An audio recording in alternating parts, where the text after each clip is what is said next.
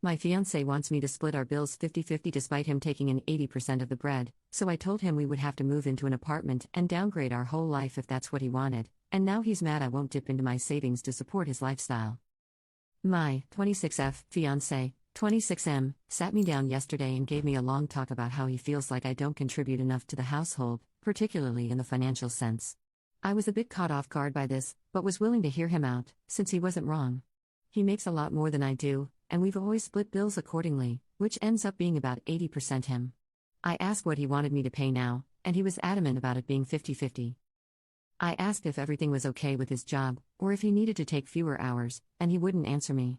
I honestly wouldn't have gotten upset if there seemed like an actual reason behind it, but he just said he'd been thinking about it a lot, over and over, every time I asked what brought him to this conclusion, what was going on, and eventually he just said this is how it's going to be, take it or leave it. Those exact words, in response to literally everything I said. Full shutdown. No explanations. I told him that was fine, I'll take it, and then asked if he'd made a Zillow account yet, or expected me to. He looked confused, and asked why we would need a Zillow account. I explained that there's no way I can afford half rent on our current place, so we'll probably have to move into a one-bedroom apartment. He got mad and asked why I didn't have savings. I told him that I do, but I'm not paying rent out of my savings, because that's a terrible and unsustainable idea. I also began to go over what our new food budget would be, our new entertainment budget, and that we'd probably have to sell the cars and get one less expensive one because I can't afford half of the payments on an Audi and a Land Rover. Then I explained that date nights would probably have to be reduced to, and we could still do, like Buffalo Wild Wings or something, but I preferred Thursday nights because you get 2 orders of boneless wings for one. Basically, if he wants me to pay half, we're living within my means, not his anymore. He kind of agreed to it, but since then, he's been incredibly angry. He's not saying or doing anything, but it's like he's walking around the house in this cloud of pissed off. I sent him 6 Zillow listings, all of which he's called uninhabitable for various reasons, some of which I think were valid, others I disagree with. He's now saying that I'm being unfair and manipulative, and that he tried to come to me with a serious concern about our relationship, and I'm making it impossible for him to talk to me, and bulldozing over him. Am I a jerk here? Commenter: not a jerk at all, and you are making perfect sense in my mind. If he wants 50-50, he needs to understand that your income is the limiting agent in this reaction. It does sound like he has something else going on, and I would mentally prepare for him to call the wedding off. This sounds like he is coming up with reasons to get rid of you in his mind, but he does not want to come off as the bad guy. Update 1. Hi everyone. This got way bigger than intended, so I figured a follow-up was owed. So, last time I posted was Monday. Monday as a whole was spent just sorting through what I felt, and what to do next. There was a lot of silence and a lot of anger, and a lot of Reddit advice, some of which I found very insightful, some of which was less so. Also, some people think I made this up as part of a viral marketing sponsorship between Buffalo Wild Wings, Audi, and Zillow, which honestly would solve the money problems if true, but alas, is not the case. On Tuesday, after I got home from work, I sort of just walked up to him on the elliptical and explained as calmly as I could that I had questions, and if he actually wanted to marry me, he needed to be willing to answer them. I asked if he thought I was a gold digger, yes or no. He said yes. I told him that I wasn't willing to be in a relationship where I have to prove myself by sacrificing any sort of stability, and that led to a bit of a screaming match, and eventually, a confession. So it turns out we cannot afford anything we have right now. We are in serious credit card debt, the cars are both on the verge of being repossessed, and I did not know about any of this. He's been cutting corners on actual necessities, including psychiatric medication. That in combination with some comments from his family led him to some pretty dark places. My fiancé had a full breakdown and apologized for calling me a gold digger, which was nice to hear, but this whole thing had me pretty shaken up. I went to stay with a friend for a little bit. Yesterday, my fiancé and I did in fact go out to BWW and get the 2-for-1 boneless. We talked a lot. I'm still writing fiancé for now, and I really hope we can work through all of this. We talked about how to sell the cars we don't particularly have a choice at this point, and about my income, his income, and the sort of life we want to have. If we do stay together, we'll be changing how we live a lot. We need to get out of debt, we need to get on our feet. I know some people are gonna say I'm being dumb for not immediately dropping all contact and giving up on the relationship, but I can't do that.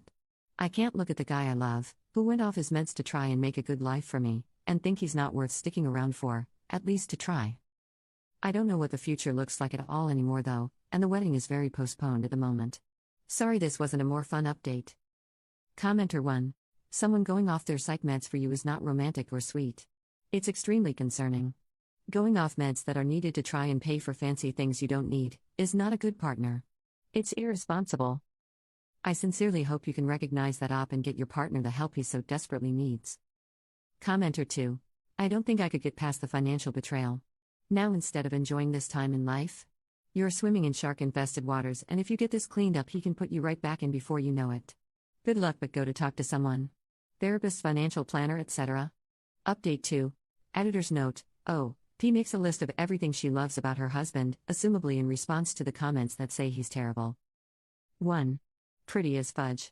This is the most physically attractive man I have ever met. Literal golden curls like a Da Vinci painting, crystal blue eyes, just so pretty it gives me butterflies whenever he looks at me sometimes. 2. Best I've ever had in bed. Very good at just about anything, actually likes going down, and makes me see stars. I have never been in a relationship that was as satisfying as this one, and there's no way I'm going back after this. 3. His voice is very sexy. Especially when he speaks Russian. He also speaks French, Spanish, and apparently Latin? But Russian is my favorite. 4. Got a vasectomy so I could go off birth control. He was the one to suggest it, because he saw how much I hated those stupid pills, and he was willing to get an actual surgery for me. 5. Full of little surprises and adventures. He's always doing things like getting me wildflowers, making my favorite breakfast before I wake up, or even planning little day adventures for us to go on together. Life is never mundane because he's always making it special. 6. Actually does housework. Does not need to be asked to do housework. He actually does more of the cleaning than I do, and I cook most of the meals, because he thinks that sweeping and mopping floors is meditative. I do not know how I got this lucky on this one. 7. Plays guitar. Really, really well. It's very attractive. 8. Can physically pick me up and carry me around and does this often. I am not a small woman, to be clear. This is legitimately impressive and makes me feel so nice. 9. Reads. I can actually talk about books. With him. You have no idea how rare this is, especially to find a guy who'll read anything I say. Oh, I like this. You do not comprehend the feeling of mentioning offhandedly that you're reading Midnight Sun and having him come to you the next day after spending all night reading so that you could talk about it together until you live it. 10. Has shown me that there is actual romance in life and that I deserve more than a flat, boring relationship devoid of orgasms or dancing in the rain or music. He brought real passion and fun and aliveness into my life, and in a world where that's treated as an unrealistic fantasy for most women, he's shown me that I deserve something unrealistic. Commenter. He may be the first man to give you romance, passion, and fun, but he's not the only one who can. These things are great right now, but long-term stability depends on much more important factors.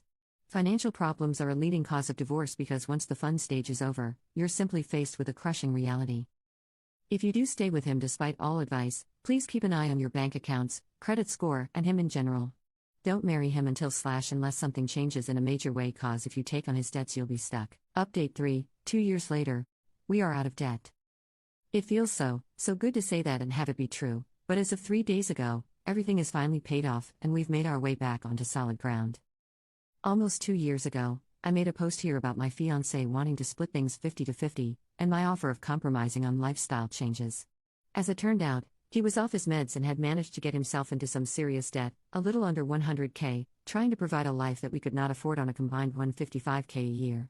Things were rough. I almost left him a few times. But we have finally made it through to the other side. I handle the finances. 100% of the finances. I give him a budget for buying coffee. It wasn't fun, but in exchange he started doing more of the housework, so it evens out. We moved from our over-the-top apartment into a shared living situation, which, while not ideal, was leagues better than my initial plan of getting a trailer. We have roommates, but they're on another floor, so it's not too bad, and we have our own bathroom, which was my only real stipulation. We've lived like we're a $70K a year couple, doing actual 50-50 finances, and every extra penny he's made has gone directly to paying off the debt. We sold the cars, obviously. Traded them in for a nice used Ford Maverick and a Vespa. That helped a lot. There have been no more lavish vacations or over-the-top restaurants with $500 price tags. It was rough for my fiancé at first. He's always been very much a rich boy, and I think losing that as an identity was difficult for him. That being said, he's gotten so creative lately, it's been amazing to see.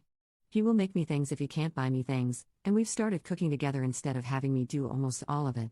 Our room is covered in the things he's made for me, and it's really lovely. We're still in love. We're still going strong. And we can finally start actually planning our wedding again. We're gonna get our own place first, but the wedding is next on the list after that. I'm so glad that we stuck with this, and being on the other side is the greatest feeling in the world.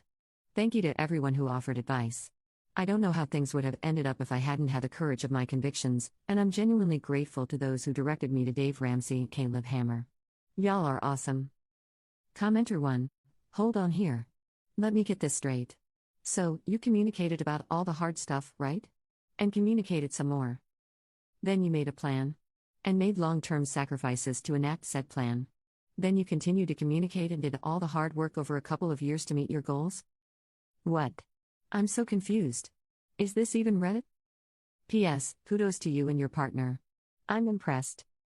Commenter 2. That is so great to hear. Congratulations on the hard work. You should be proud of yourself.